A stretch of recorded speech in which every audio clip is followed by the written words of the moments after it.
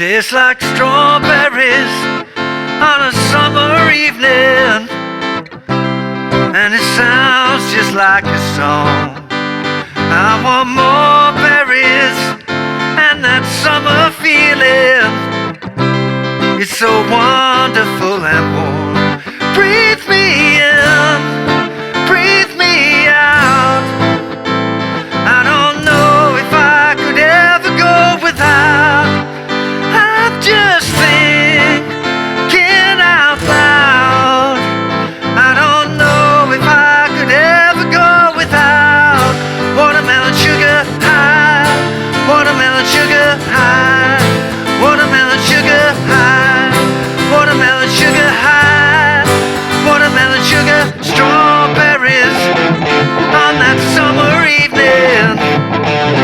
Baby, you're the end of June, and I want your belly and that summer feeling, getting washed away in you.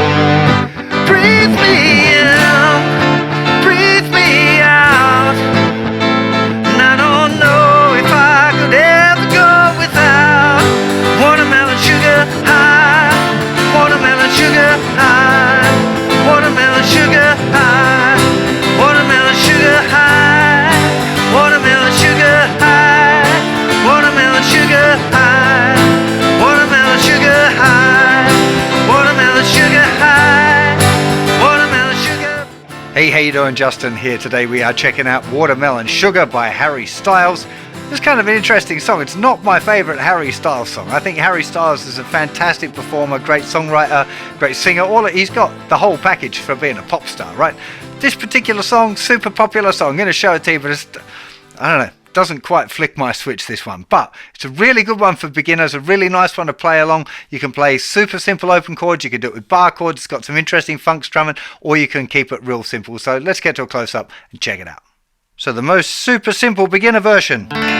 D minor for 1 bar, A minor for 1 bar, C for 1 bar, and G for 1 bar with whatever fingering you happen to feel like. For me, fingers 3 and 4 feels the easiest. Okay, so D minor, 2, 3, 4, A minor, 2, 3, 4, C, 2, 3, 4, G, 2, 3.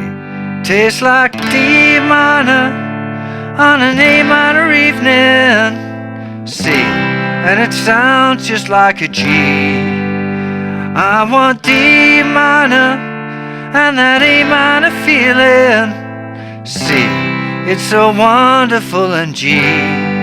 Breathe me, D minor, God, that's hard to sing that high. A minor, I don't see if I could ever go with G. I'm just D minoring out A minor. Well, I don't see if I could ever go with G. Watermelon sugar, D minor, watermelon sugar, A minor, watermelon sugar, C, watermelon sugar, G, watermelon sugar. It's the same chords over and over again for the whole same song, C. So you gotta get it right. Now, as a beginner, if you just want to do single strums like that on beat 1, you can play along with the original recording with those 4 easy chords. That's totally cool. If you want to do a cover of it on your own, maybe you want to add the rhythm a little bit, do something, I don't know, tastes like strawberries on a summer evening, and it sounds just like a song, and there's lots of different patterns on now going into Old Faithful.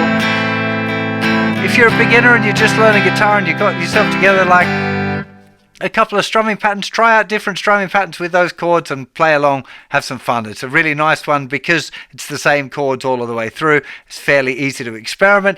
Do try and find a different strumming pattern for the different sections. Maybe keep it real simple in the verses where you just do a single strum, just because if you strum the same all of the way through the song and it's all the same chords all the way through the song, it gets pretty sleepy, right? So just be aware of that.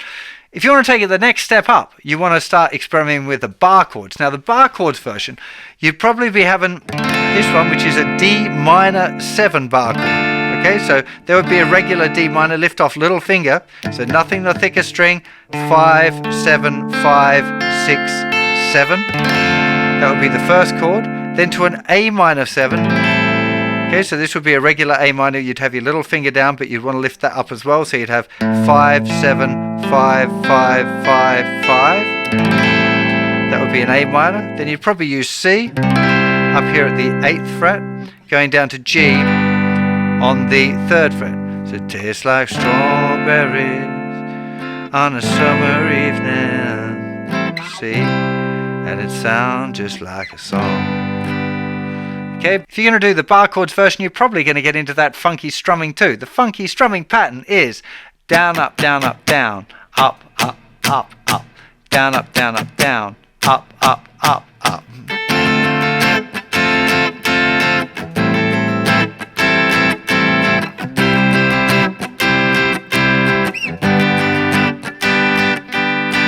Down, up, down, up, down.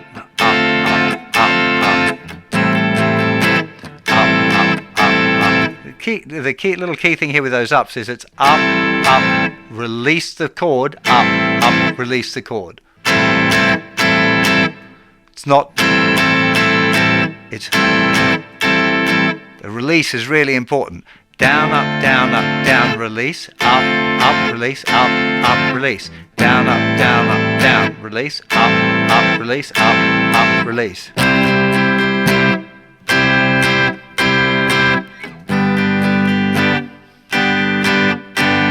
Okay, and it changes a bit through the song.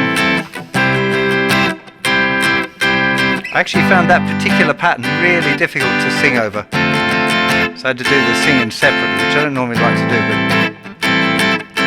but if I sing along with it, the pattern goes to poo and I just can't get it together. I don't know why. Now, on the original recording, that's the guitar that starts it off with, the electric guitar, it's an electric car. It's definitely no electric cars playing in this song.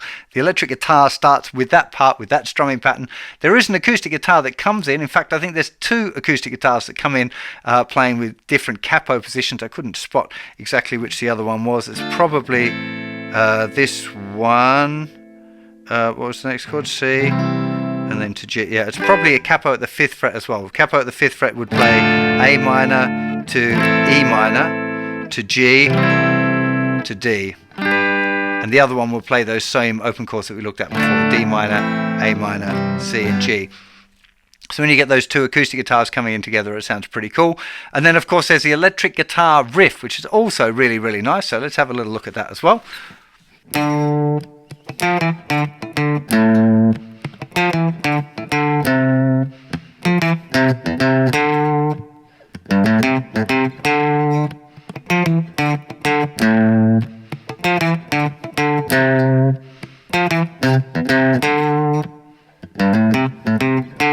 So it's 5, this is on the 5th string, 5, 8, 7, 5, 5, 5th fret on the thicker string, then 8, 7, 5, 5, back on the 5th string that was, and then 8th fret on the thicker string.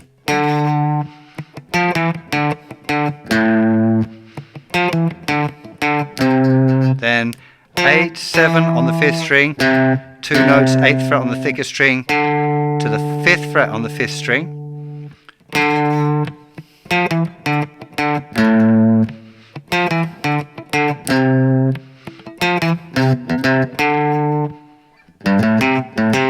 This is 3, 5 on the thicker string, 3rd fret on the 5th string, then back to the 5th fret, back to the 3rd fret. So with the rhythm count now real slow, 3, 4, 1, 2, 3 E and up, 4 E and 1, 2, 3 E and up, 4 E and 1, 2, 3 E and up, 4 E and 1, 2, 3 E and up, 4 E and 1, 2, 3 E and up, 4 E and 1, 2, 3 E and up, 4 E and 1, 2, 3 E and up, 4 E and 1, 2, 3 E and up, 4 E.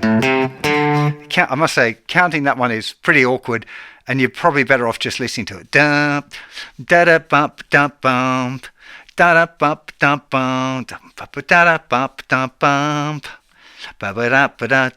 got to get the sound of the riff in your musical imagination. If you know what it sounds like, then you can just play it without having to worry about the count.